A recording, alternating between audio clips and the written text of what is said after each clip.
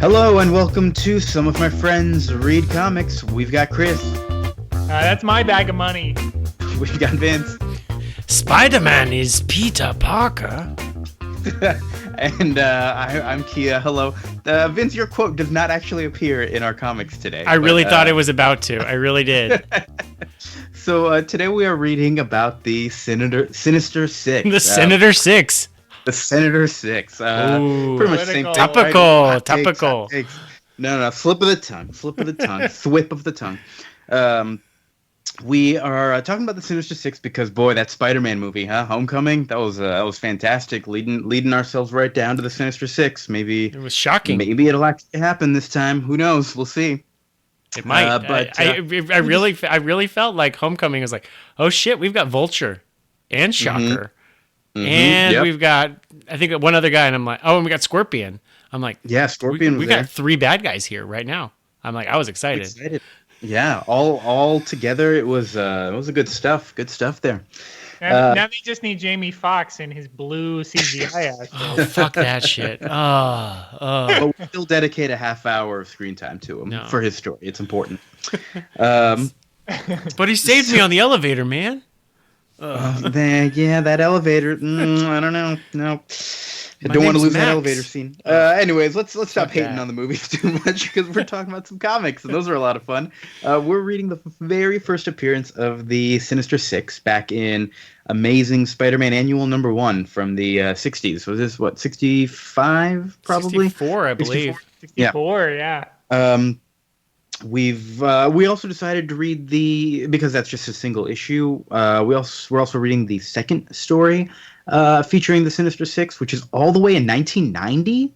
They just I can't believe they just weren't a thing for such a long time. But it's a 6-issue storyline in Amazing Spider-Man 334 to 339. So we'll get into all that stuff. But first is the annual. So I always thought annuals were like the bad shit stories, because in the 90s and 2000s, or at least mainly the 2000s, it was just random issues that had nothing to do with anything. But from reading old comics in the 60s, they used to be kind of a big deal. It was a big event anytime there was an annual. The Fantastic Four got married in an annual, and you had the Sinister Six over here, and it was special cool extra features in the back, original content. Oh, that's awesome.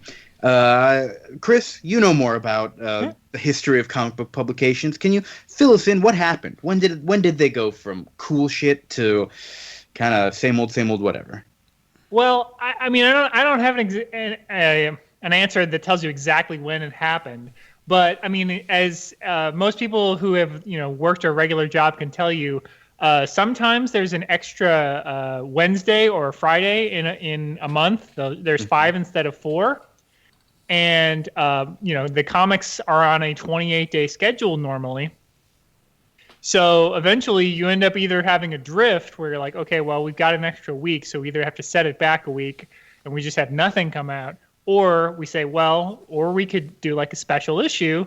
And back in the day, they would have something cool and make it a double-sized thing where Franklin Richards is born, or Reed and Sue Richards get married, or Spider-Man fights all of the villains he's fought except for a couple. That makes sense. Go ahead, Vince. Yeah, because I guess comics at one point they're we always come out the first Monday of the month, right? Is that how they used to, or was it just we come out anytime during the month, we don't care? Because it seemed like when I first started reading comics, you could almost predict that Amazing Spider-Man would come out on this particular week of the month, and then that went by the wayside, right? Yeah, I mean, it used to be, and this is very rooted in the 90s, but Web of Spider-Man first Wednesday, Amazing Spider-Man second Wednesday, Spider-Man, no adjectives, third Wednesday, Spectacular Spider-Man fourth Wednesday. And that was the schedule that they were always on. So sometimes there's a fifth Wednesday, and they have to be we have to plug this in somewhere. Spider-Man Unlimited time. That makes sense. Yeah. It also makes sense where at one point in this thing they make reference to the Marvel Age Annual, which I think was a collection of just all the origins from all their heroes, which was sort of a good way to fill in the the gaps in the month, but also great for back then. You didn't have like the internet to go to and to look up Spider-Man. It was just like, oh, were you able to find that Spider-Man? No, it's like we have to have this way of being able to inform more people and also keep that stuff on the stands longer. So it makes sense that it was also like fun backup stories and yeah, really make it a big deal so that if it's going to be on the stand that long, it deserves to be on there that long, Yeah, and what's crazy, I mean, we'll get into it with the story, but Marvel at this time, in the mid '60s, they had limited shelf space because their distributor was actually owned by the company that owns DC Comics. So they weren't allowed to publish whatever they wanted. They could only publish so many books. So they put out literally, I'm looking at it right now, they put out 13 different comics in the month that this comic came out. They plug like 4 of them. I think it's more than 4. Literally, like every single other person that has a Marvel comic guest stars in this, even if it's for a second. My favorite is... Oh, that's true. They plug X-Men, who didn't even have a comic this month. It's like, they see something going on out their window, and they're like, "Oh, hey, what's going on over there?" And Professor X says, "Get back to training. We're good here." And that's the extent of their involvement. You can check out the X-Men in their own monthly title. But before we get to the main story, I do want to kind of talk about all these other cool backup features that they had in Amazing Spider-Man Annual #1. And like, if I had owned this thing when I was a kid, like it would have felt like special, like, oh my god, I have the annual, like, man, this thing is the coolest. But, like, after the story, it's got bios and like a full page of all his villains, like everyone he's fought, like the terrible Tinkerer and the burglar and who the burglar the burglar who killed Uncle Ben. Like, oh man, he gets a whole page. He gets a whole page. Oh, I like how literally all of those characters came back. None of them were done in once except the robot. Yeah, actually, that robot might have come back once, but he was never like a classic character. The living brain. Never. The Enforcers, like, they were around for a while.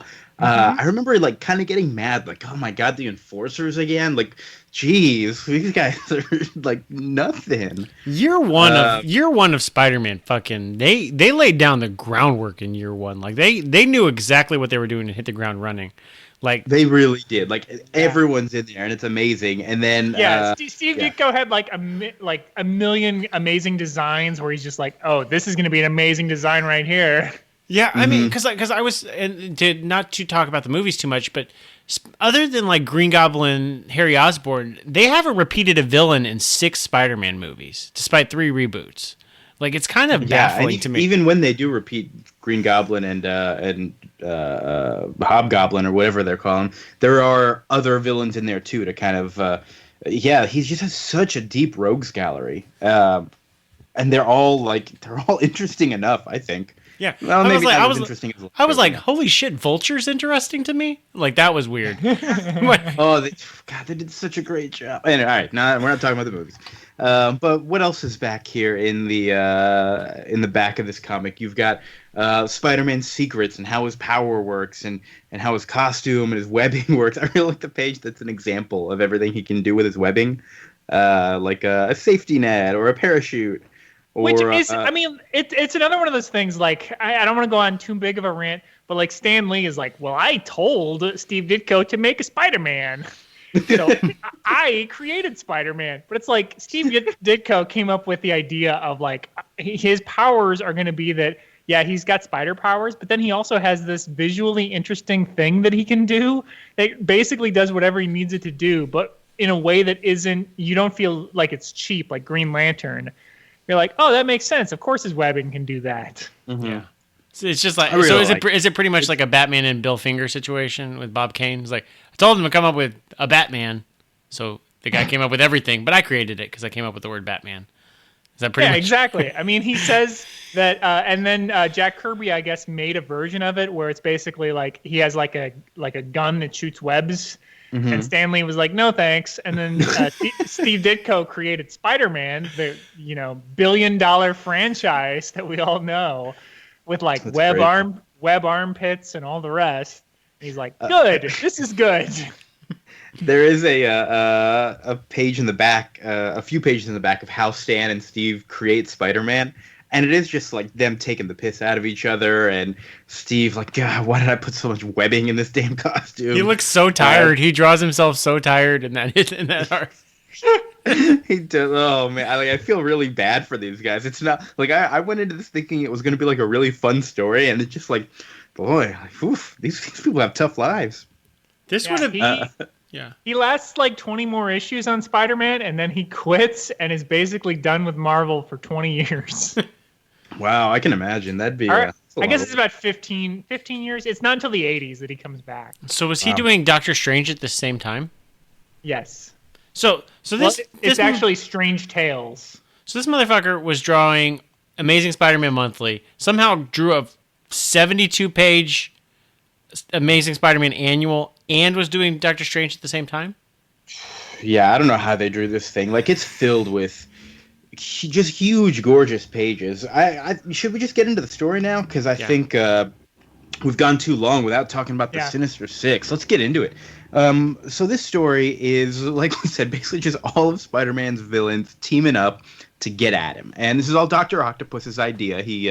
He gets all the supervillains together in one place, smoking that cigarette. This is my favorite panel. This is my favorite panel from comics we've read in a long time. And it's just Electro, Kraven, and Dr. Octopus. And Electro's like, look, if none of us were able to beat Spider-Man before, what makes you think we can do it now? And then Kraven says, use your head, Electro. Each one of us almost beat him. Alone. Working together, how can we fail? And then in the front of the panel is just Dr. Octopus smoking a cigarette like, these guys are fucking idiots. Oh, he's great. So yeah, we've got Electro, Kraven the Hunter, Mysterio comes in. We've got, who else is there? Sandman. There is the Vulture, and heading up the pack, we got Doc Ock. I did notice there's a panel when they're all standing around. They are all wearing green, except for Kraven the Hunter. It's just like a wash of green. But this Kraven guy, he knows how to stand out. All bad guys are in green and purple in the Marvel method. I mean, Hulk is kind of weird, but Green Goblin is green and purple. Dr. Doom is green. There were a lot of purple people, like Medusa was purple around this Mole time. Man's green. Kang. Yeah, there's a lot of purple people. That's right. Anyways, lots of purple and green. They decide they're going to kidnap Betty Brant, who is Spider-Man's main love interest at this time. Kind of was for a long time, right? So how old is Betty Brant working for the Bugle if Peter's still in high school? She's got to be like 19 or 20, right? She has to be, or else like it's an internship, or like she left school early to get a job or something like that. Like she graduated early. Okay, she has to be that way because otherwise it's not good. It is kind of. She's an adult and he is not an adult. Come on. Definitely, yeah. He definitely feels a lot younger than her in a weird way. But anyways, Elizabeth Banks played her in Spider-Man 3. Oh, that's right. That was how weird. I think she was in 2 also. Well, yeah, maybe she's also in Homecoming as a small role, but not as Betty Brant or not as Elizabeth Banks. No, not as Elizabeth Banks, a girl from The Beguiled, actually. But that's neither here nor there. I love this. This is amazing. There's so much to go. So they accidentally kidnap Aunt May as well. Aunt May's like coming by to say hi to Peter at work or something like that. And no, she's not. Peter is starting to lose his powers. That's right. Because he was remembering Uncle Ben, because this is an annual, so you've got to like recap all of Spider-Man's origin. There's a scene where he's coming home and he goes up to the window and checks on Aunt May, and he's like, she still hasn't gotten over the death of Uncle Ben. Oh, well, I think I better get out of here. That was like, what do you mean he still hasn't gotten over his, like, that was, that was, he was recent, murdered in their home. Yeah. I would have sold that house so fast. Yeah, it is crazy that she never moves. She doesn't. She's just, yeah. But anyway, so he's thinking he's lost his powers. And so he's like down in the dumps about losing his powers. So Aunt May is like, it's that fucking girl. I know it. That's why he's upset. That's right. She's pissed at Betty Brant. She's like, I'm a woman. I understand that women are trouble. So I'm gonna go to Betty Brant's office. And I'm gonna yell at her. And then is it Sandman and Electro? Kidnap Betty Brant, and they're like, "Who's this old lady? Fuck it, let's take her too." Let's take her too. Oh boy! So they take them all, and I think maybe my favorite thing about this entire comic is just how good of a time Aunt May is having throughout this entire thing. She is DTF for Doc Ock. Mm-hmm, yeah, mm-hmm. I was shocked. It's a subtle foreshadowing that she would later almost marry Dr. Octopus. Yeah, it was like she's just like, "Ooh, a doctor, how nice!" And he's like, "Doc Ock is turning up the charm," and Betty's like, "Haven't you seen this guy on the news?" And it's like, "Oh, what a well-mannered individual." She's loving it. Chris, did you see a recent tweet? I think I saw you tweeting on that Aunt May in the newspaper strip almost dated Mole Man also. Yes, she got engaged to the Mole Man. What? She has a type. Boy. Man, Mole Man does just want to find love. There was a recent run on Squirrel Girl where he was trying to date Squirrel Girl as well and couldn't make it happen. Poor Mole Man. Anyways, but yeah, I love too. J. Jonah Jameson, he tells Spider-Man, or he tells Peter Parker about this, but he's really upset that Betty Brant has been kidnapped because he says good secretaries are hard to find nowadays. Oh yeah, so Peter Parker shows up at the office and like the Vulture flies outside J. Jonah's window while they're both there, and it's like tell Spider-Man to come here, and that's how he's gonna get his girlfriend and old lady back. Did they find out that he's Peter Parker? I don't know. They don't know the connection at all. It's just random old lady.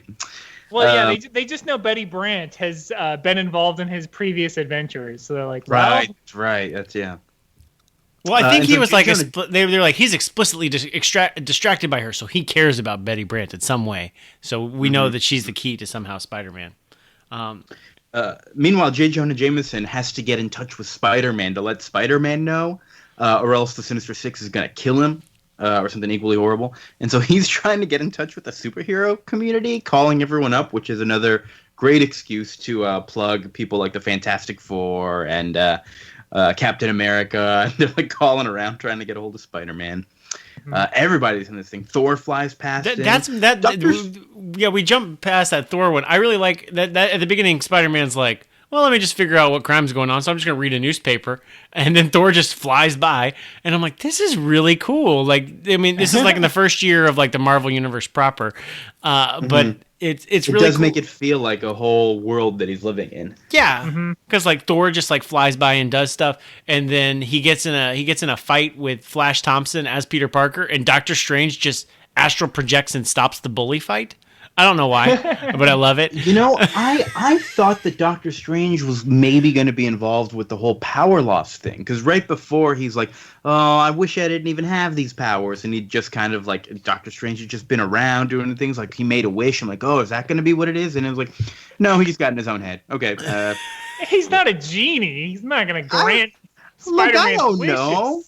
Yeah, Stanley, that's the way Stanley would write something. And in 0.2 of a millisecond, Doctor Strange shows up and Peter's powers are gone. Yes.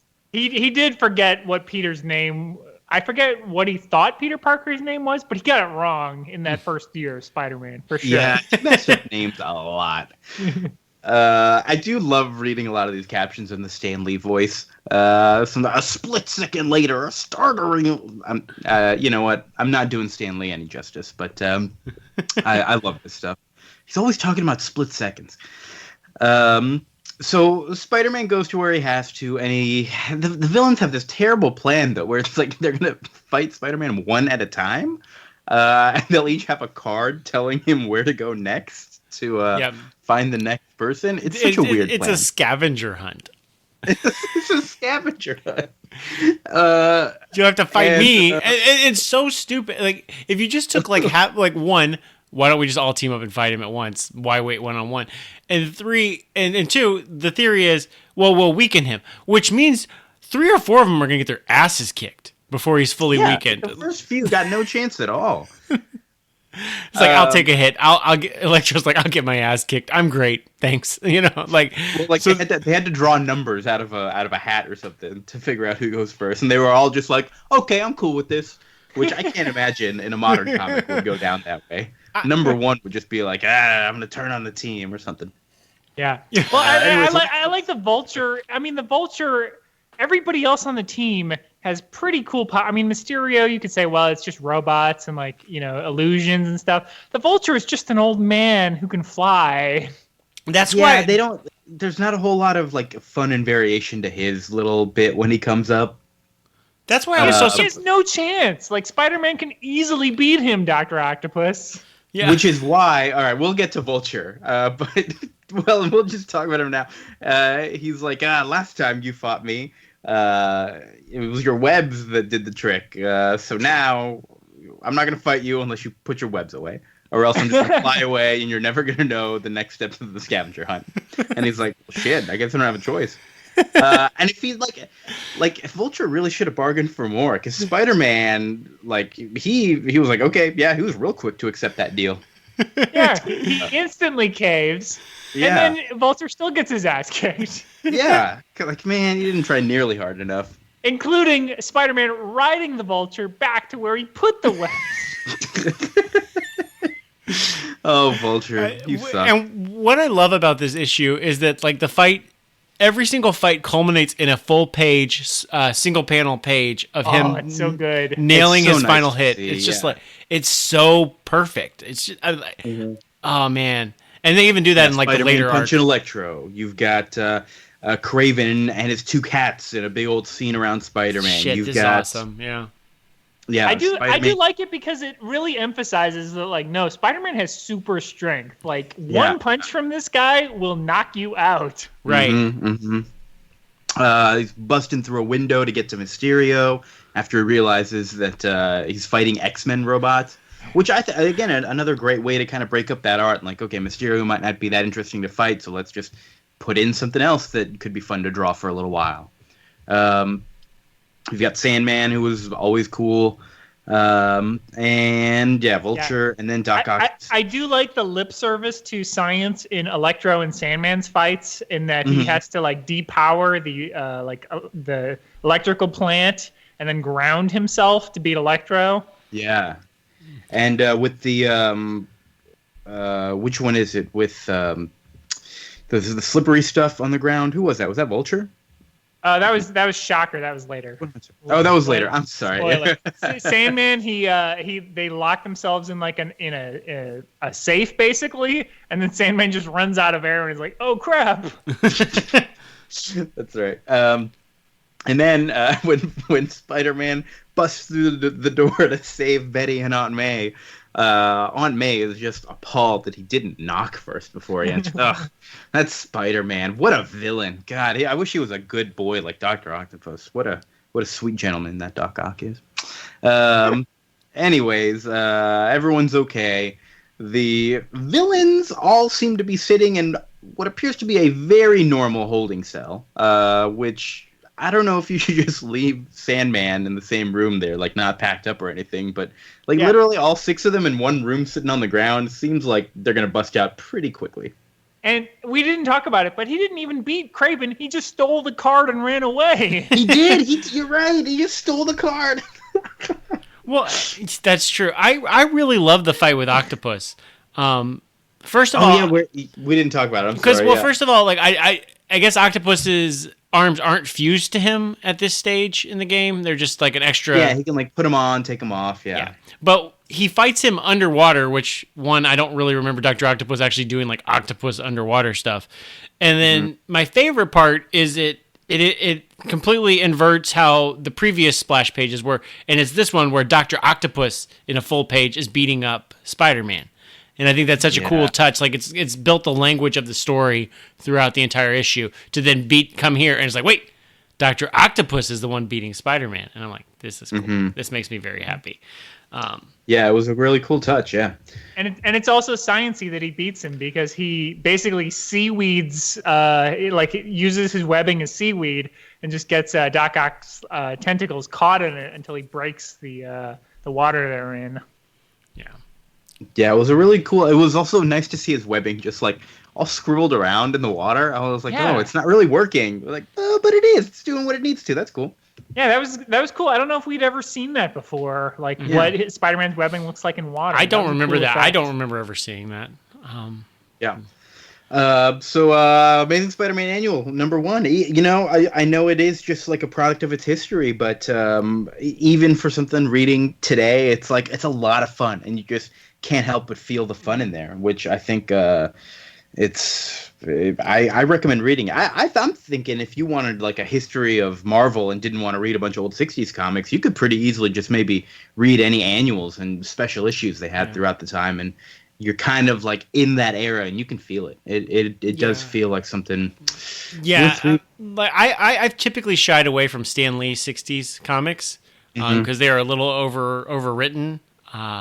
For sure. There's a lot. I mean, a lot of narration in these books. Yeah. And this is not one of them, though. This one is really good. And if I had had this as a kid, it would have been like the crown jewel of my collection. Yeah, like the holy grail. Yeah. Yeah. I mean, like it's not news. I don't think, but Spider-Man in the '60s is like the best thing that Stan Lee ever did. Yeah, it's like the hot shit. Yeah. Yeah.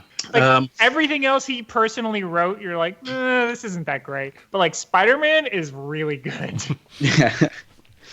But so fast forward now to the 90s, where the Sinister Six finally come back. It's being written around this time by David Michelin, who he wrote the Venom comics we read, right? Mm-hmm. Yeah. And art by Eric Larson. He was doing those too, right? Yeah, Eric Larson. No, that was Todd McFarlane. Oh, you're right. I'm sorry. Eric Larson, different image, guys. Eric Larson's Savage Dragon, right? Didn't he do something that we were talking about recently? Maybe not. No. I think we were just hyping up this book. Yeah, maybe that's it. But it's so it's a fun little story where again, Dr. Octopus is coming to bring back a team because he's got a plan together. The only exception is that Kraven the Hunter is dead at this point in comics history. This is, Spider-Man 334. And so we've got Hobgoblin coming in instead, which is kind of fun. I don't even remember who's in the Hobgoblin suit at this time. Do you guys know? I don't think it comes up at all. It's not a suit, but it's the second Hobgoblin. Oh, so it's like he's actually turned into a monster? Yeah, it's the guy that was originally what was that guy's name? Is it Ned Leeds? He flew around and he had like a pumpkin theme. Jack-o'-lantern, yes. Oh yeah. So he who is became that? like a real life kind of Hobgoblin. It's not Roderick Kingsley. Is it not even Ned Leeds? Is it like Jason something? Yes, it's Jason Macendale, and yeah, he became a goblin, and then it split from him. Demo Goblin. Right, this ain't your daddy's Hobgoblin. He's pretty cool looking though. His art moments are some of my favorites because he's genuinely like terrifying. And again, he's not green like a lot of the others. So I'm like, all right, cool. It's something different. He does have kind of a similar color scheme to Kraven the Hunter. That's nice. Ooh. Anyways, this story, boy, there's a lot of little side stories that kind of go on throughout this whole thing. So maybe we kind of need to talk about that to settle up the status quo a little bit. Well, I think we need to sum up everything here. We didn't spend too much detail with this comic because I'm just gonna say it now, not as good as the original, but still has some fun little bits. I do feel good that I read the original because there's so much where it's like, oh, this is just a reference to this at the time 30-year-old like Doctor Strange shows up to just like check out what's going on, and like clearly a reference to him just showing up in the earlier thing. I think he's even talking about how vulgar people are, something like that. Yeah. Thor shows up for just a little bit at the end. Yeah, little things like that. Nova flies by Spider-Man in the same way Thor did in the previous story. That's He's like, thanks a lot, dude. Yeah, you're no help at all. You've also got Sandman. I thought was the most interesting part of this story because Sandman is trying to redeem himself and trying not to be a villain anymore. And Doc Ock picks him up with blackmail. I was like, oh, I'll kill your landlords if you don't do it. And he's like, oh, geez, all right, fine. Which, I mean, if that's the case, there's plenty of other superpowered people running around. You didn't exactly need Sandman, but, whatever. Yeah, why was he so important to Doc Ock's stupid because plan? we did this 30 years ago, Chris, and we've got to do it the same way. That's really my biggest overall problem with this story. Nobody feels like they're an important part of this plan. It just feels like Doc Ock doing his own thing for a little while. Oh, we get some other people fighting for a little bit, and then doesn't matter because it was Doc Ock's story the whole time. They never felt like a team. Yeah, that's true. But I actually I think I really like this Doc Ock era. Like, I like Dr. Octopus in this era of comics. I really like Web of Death, which I know we talk about. This like Spider-Man 397-ish. Amazing. But I really like Dr. Octopus as kind of like the gentleman's villain. I really like him in this era. Like he's the mastermind. He gets a bunch of like loser supervillains together to do his bidding.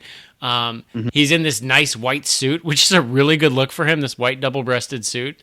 Yeah, I like this Dr. Octopus. He's kind of like a goober in earlier David Michelin comics, and he's definitely a goober in the cartoon. So I like seeing him like more refined and more put together in this comic. Yeah, definitely. I think he is the one who kind of stands out as being like all these stories are about Doc Ock more than about anybody else. As far as the villains go, was in the world where Norman Osborn didn't exist for like 25 years? Is he like Spider-Man's like Lex Luthor or like gentleman villain or like biggest? I would say first 30 issues he's definitely sort of the biggest one. Yeah, and it's definitely gone through periods where he hasn't been, but I think he always kind of comes back, and he's always got something that feels menacing and important when he comes back. He still remained in that I guess you have to kind of put Green Goblin at number one because of the personal connections, but after that I don't think it'd be wrong to say that Dr. Octopus is his number two. Yeah. And I mean, Spider-Man is a lot different than most superheroes in that I think he really went in like phases, because like from 62 or 63 or whenever to, I would say like maybe even 1970 or so, Doc Ock was like his biggest villain. Then it became Green Goblin, and then Green Goblin went away, and then kind of rotated through some guys in the 70s, and then it kind of became Venom for a while. Yeah, You're right. It really did. Yeah. In a way that not a lot of other comics do, where they kind of keep coming back to the same person. No, that's interesting. Anyways, as far as this actual story goes, so Doc Ock's plan here, Vince, I got to be honest with you, I don't know about this plan. The stated plan or the real plan? Well, let's talk about both. I have problems with both of them. So first off, he says, I'm going to poison the whole world, but I'm only going to threaten to do it because if I don't want to run a poisoned world. We don't have to poison the world, right? Yeah. And I think Sandman raises a concern, like, whoa, like that's crazy. We're not actually going to do that, right? And he says, no, don't worry, it's just a threat. And then the second question comes from, I forget who, let's say Electro, and he's like, hey, boss, when you release that poison, won't we die? And Doc Ock says, yes, excellent point. We're going to have an antidote so that we don't die when the poison is definitely released. And I'm a little confused as to what happened to Sandman's concerns literally a second earlier, where he said, you're not going to release it, right? But anyway, it's a double plan, because so so for the antidote, he makes them steal a bunch of Bermite, which I don't remember. It's a new element, which I didn't know how you discover new elements. I thought the periodic table was pretty locked. Is what I wrote down. Burundi? I don't know what it was. Maybe that's it. Yeah, that sounds right. And so they steal that. Like, so, but we learn later, and let's just skip ahead to the end. This is not the real plan. The real plan is that he's gonna put a gas. He says he's gonna tell everybody that it's a poison gas, but really the gas is something that cures cocaine addiction. So yeah, like anyone who anytime you might want cocaine, you'll have a natural reaction, just like want to vomit or something, and you just feel like heat boils or whatever. So no one will ever take cocaine. So really, he's blackmailing criminals into not curing cocaine addiction because they'll lose all their money all their drug money. So I don't really understand how that is. And by criminals, you mean Wall Street and the entertainment industry in the 1980s Yeah, I think he and even early calls 90s. And the them out, 1980s, yeah. aka now, what? Huh? Hot. Yeah, it's like I'll give them the cure so that they can enjoy cocaine again, which is so it's baffling to me that I mean Doc Ock cured cocaine, which is kind of weird, but he did it, and then he's only going to ruin the lives of all the rich people who can afford the cure for. Oh, They'll be cured of cocaine, but he did need that other new element, the barumdite or barondite. My notes are clearly wrong. They need to steal that because that is the cure for the cocaine cure, the antidote for the cocaine. Which is it's like a double antidote. Oh, so back at the lab though, where they stole this stuff from, it happens to be a place where Peter Parker is working on some stuff. They find out that the stuff that cures cocaine addiction also is destroying the atmosphere and is going to like put a hole in the ozone layer or something like that. And so it's got to be. So it will kill. It will kill us. It will kill everyone, right? And so Yes. Doc Ock's like, well, geez, that wasn't the original plan. Shit.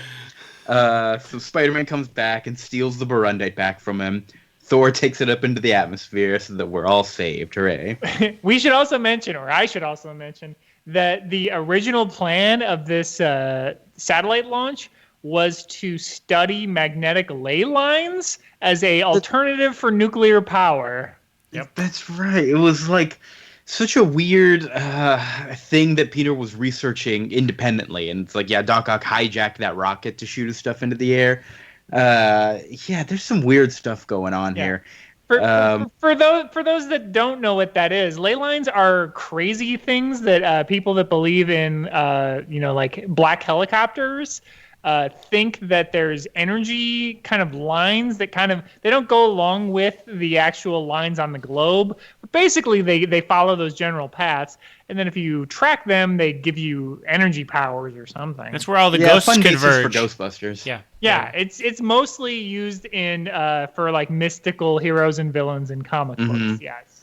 Yeah, it doesn't really make sense with actual serious science stuff, but I guess it was maybe a popular buzzword around the time or something like that. I don't know.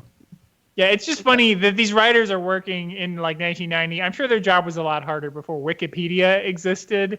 Yeah. And so like the references in pop culture page would tell you all the other times this has been used.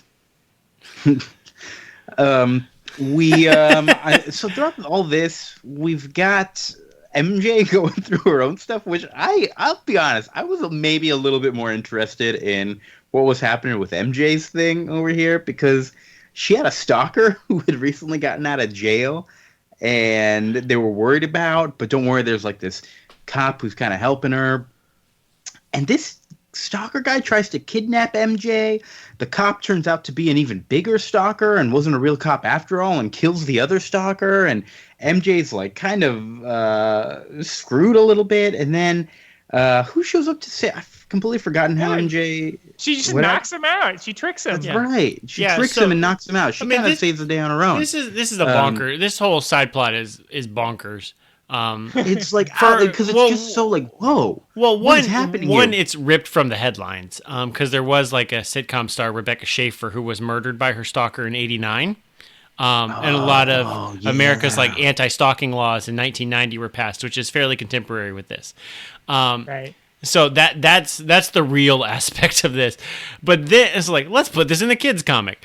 But then on top of that, like her first stalker is like he's just sitting like at a mall, like thinking to himself, like last time I kidnapped her, we were too close to her home and she escaped. Next time I'll kidnap her, I'm gonna put her on an island.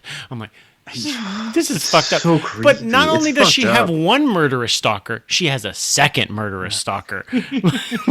She's attracted two of them. The first murderous stalker kills the second. It's really weird. She has her own villains now.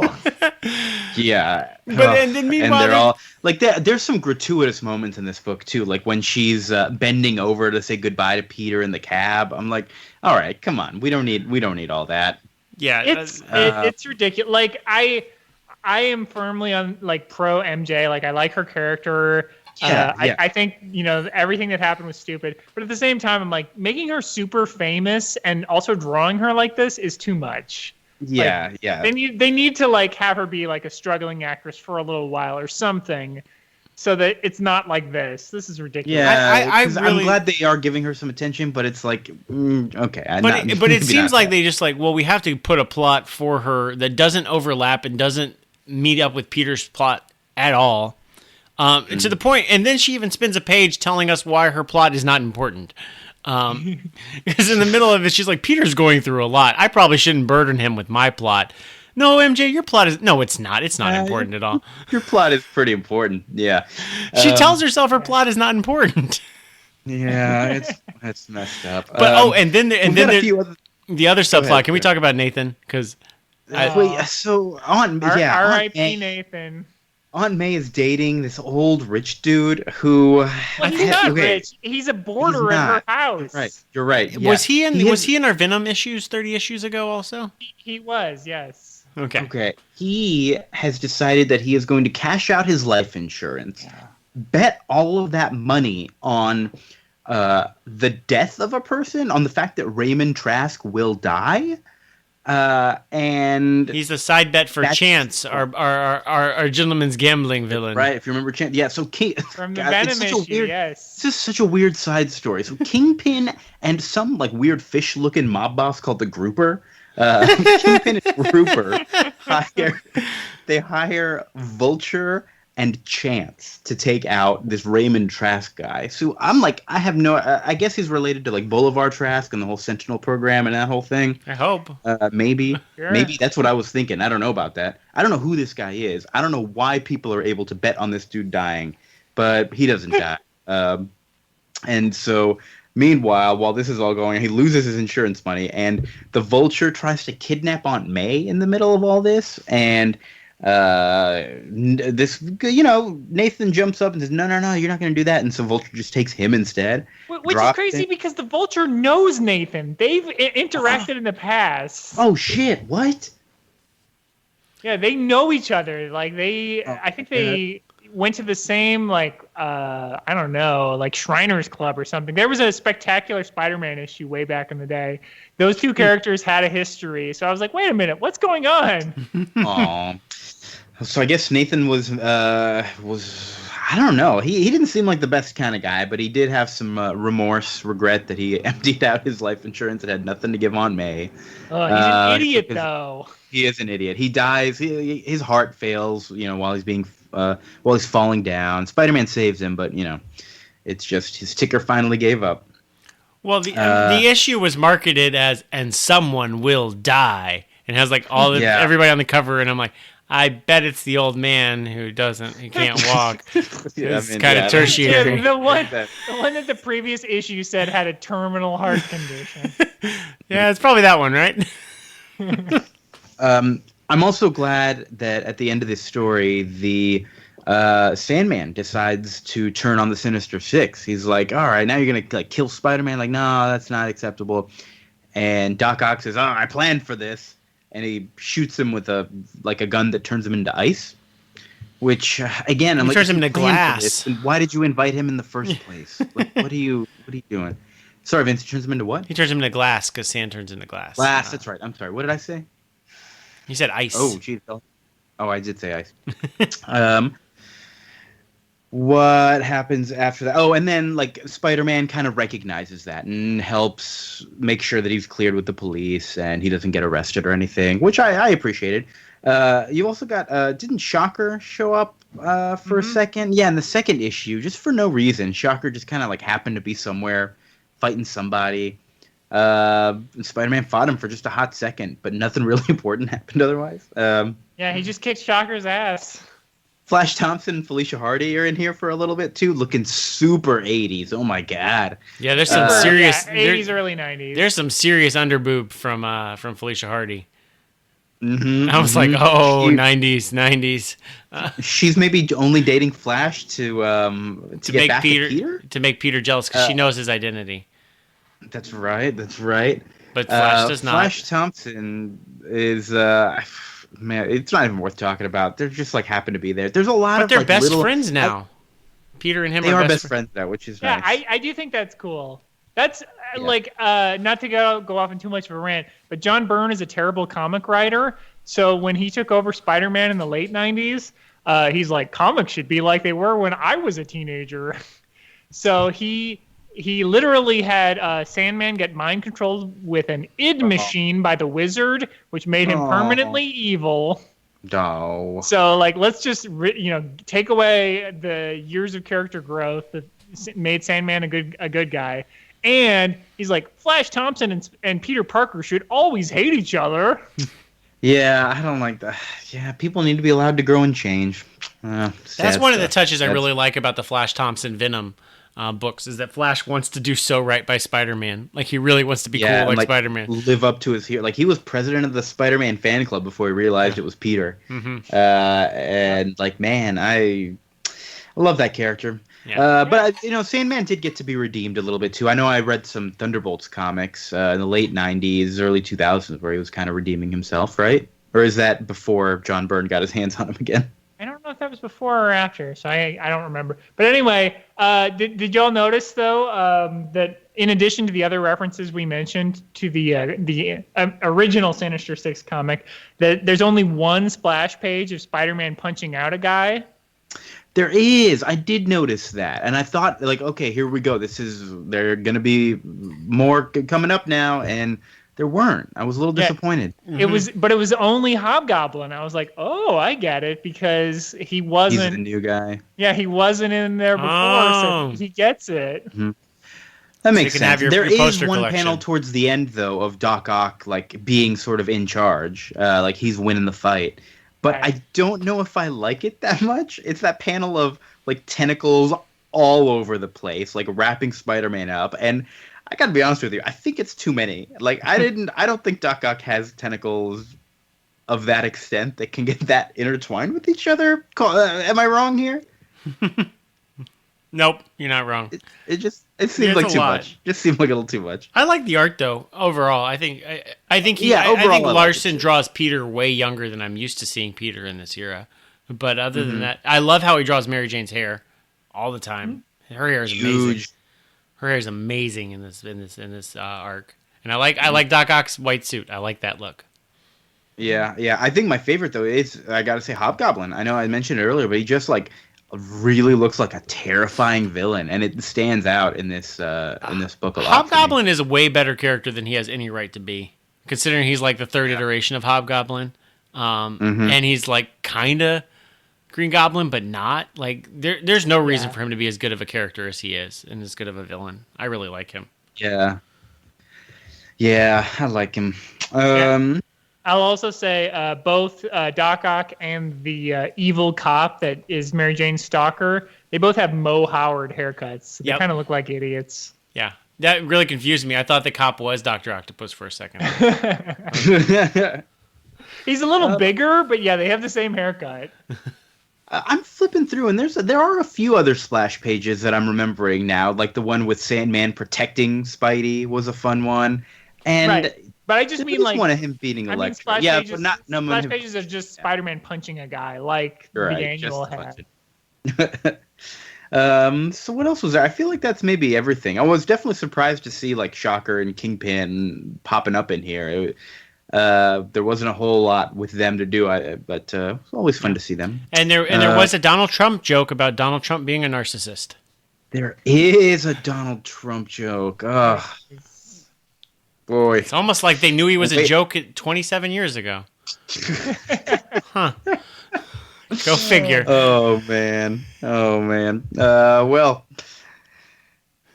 that's a terrible way to end a comic, talking about Donald Trump. What else can we talk about? We could talk about other narcissistic superheroes, like The Tick. The Tick. Oh, I'm excited about this Amazon show. Have you watched the pilot? Is it out already? The pilot's been out for a little while. It's on Amazon Prime. It's interesting. It almost suggests that Arthur got a mental disorder, and the Tick may not be real. The Tick may just be a figment of Arthur's imagination and delusions of grandeur. Interesting. Okay, so I was always a big fan of the Tick cartoons because they had I think just that fun, silly world building of a world that's parodying superheroes. And I'm curious to see if the show holds up, but I've also never read any of the comics, so I'm excited to go back and see the comics. And I'm see excited. the inspiration for the cartoon. The Tick is played by Peter Serafinowicz, the guy from I can't remember. He was in Guardians of the Galaxy, the first one. He's in Shaun of the Dead as their stodgy roommate. He's in Spy. He's really great. The Harry Potter looking guy. Yeah. So he's nice and chiseled for the Tick. It's pretty good. I like it. But yeah, I never really even was familiar with the cartoon either, Kia. I was only familiar with the Patrick Warburton show, which I really enjoyed. Yeah, which they had to make a lot of changes because I think they only had the rights to the Tick and Arthur, but they didn't have rights to all the other characters. And so the characters that we're going to read about in the comics probably aren't going to line up with people you saw. So there's no Batman Well? There's no Batman Well, but what? there is Defleeter Mouse instead. Okay. That's so they'll have parallels, yeah. But Batman Well was a creation just for that show. Oh man. But it's we'll get into all that. It's supposed to be like it's supposed to be like a really good like indie parody comic of 80s comics, right? Is my understanding. Yeah, pretty much. It was so we're going to read Tick 1 through 6. I think it was like 92, 93, 94. They were in black and white, so I think there's some recolored versions out there. We'll see what we can get our hands on. We're also going to try and read his first appearance, which was in God, did I write it down? It's like New England. It wasn't even like a comics thing. It was like a pamphlet or a leaflet or like a newsletter. Newsletter, that's what it is. It was a newsletter that had a one-page story of the Tick each. I'm like, all right, if I can hunt those down, then we'll talk about those too. But let's just focus on Tick 1 through 6. Cool. So thank you, everybody, so much for listening. Oh, sorry, go ahead. Yeah, I wanted to have just one more quick thing. Do it. Oh, this weekend, unfortunately, Flo Steinberg, Stan Lee's original secretary, passed away, which, I think she was, she must have been probably like in her early 20s whenever she started working at Marvel. She was their first full-time employee because they had downsized to basically just Stan Lee and freelancers. He hired her, as a 20-something-year-old.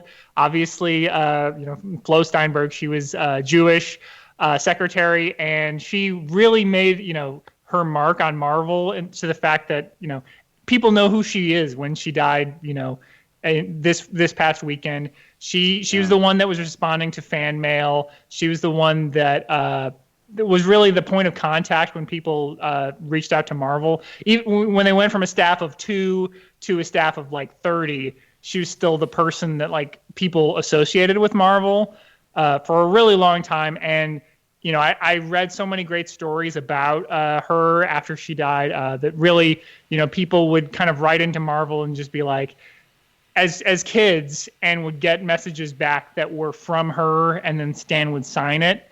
And it was just really moving to hear all those stories about, how much of an impact she made on people's lives. So good secretaries in the 60s, notoriously hard to find, as J. Jonah Jameson noted.